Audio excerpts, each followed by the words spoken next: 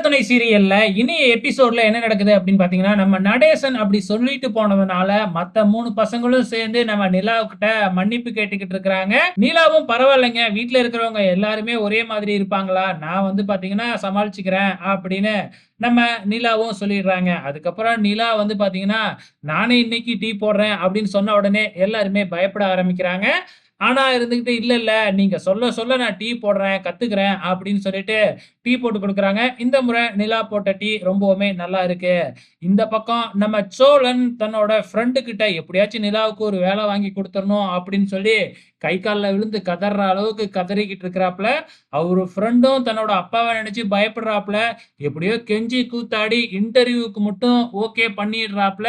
வேலை கிடைக்குமா என்ன அப்படிங்கிறது தெரியல. இந்த பக்கம் நம்ம நிலா நம்ம பல்லவனோட சேர்ந்து கோயிலுக்கு போலாம் அப்படின்னு பிளான் பண்ணிக்கிட்டு இருக்காங்க. இந்த பக்கம் நம்ம சோழன் நிலாவுக்காக நைட்டி எடுக்கிறதுக்காக கடைக்கு போறாப்ல.